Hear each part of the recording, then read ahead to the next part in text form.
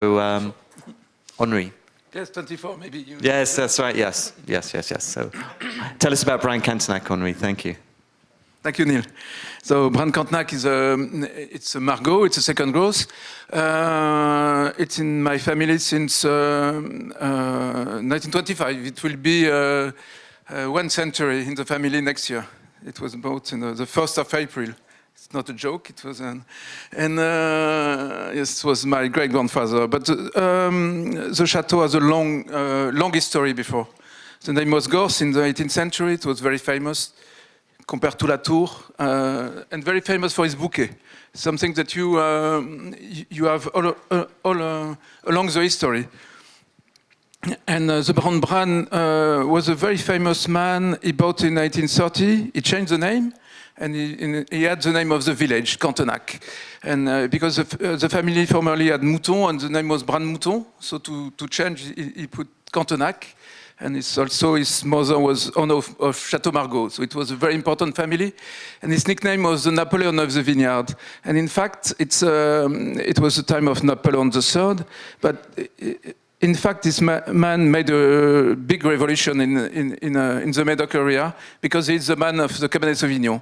Before, you had about no Cabernet Sauvignon in Médoc. So maybe he's the most important man of Bordeaux nowadays. And just a story about the wine, in fact, about the bouquet or aromatic qualities. There's a nice story in the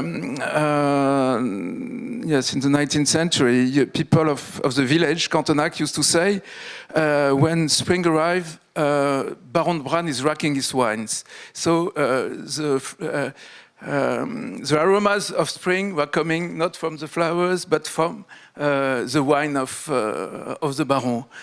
So it's a very nice story, and so it's one of the quality of the place. We have a hill in front of the chateau. It's one of the different terraces. In Margaux, you have a lot of different terraces of gravel bought by the river in the Quaternary at really different periods. And the best in front of the chateau, it makes a horseshoe. It's called the fourth terrace. It's about 400,000 years in the Quaternary, and the quality of the gravel. We have more clay in the gravel, so it's a place that suffers less of dryness, and with a very good drainage, so also less of humidity. So in fact, we have more good vintages in this part, and it's the top. It's of this terrace, 21 meter high.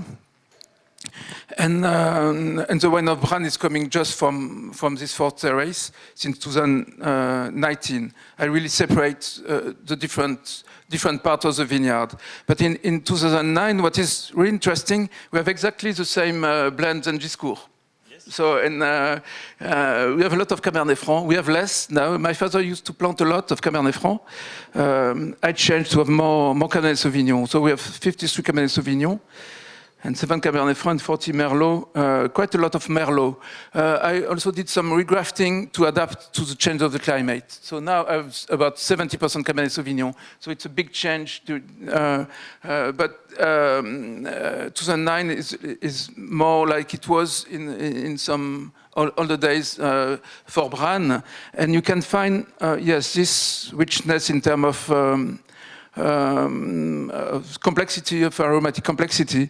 And what was important in 9, I said Jérôme, it was the cold nights were very important, and the after season was very, very good. And we tried to have not overripe Merlot to keep the freshness, and this is very important. Brane is a wine that can age very, very long, and it's important to keep the freshness. That's what we try to keep in Brane 2009. Thank you. Thank you. Just a word of. You said very old vines. We have been able to keep very old Cabernet Sauvignon that my father replanted after the big frost. They are older than you, but just same age than me. So Oh, I feel better now. thank you. Thank you very much. It's kind of interesting, we were talking about replanting there. Just coming back to Giscourt, I mean, you did this, you had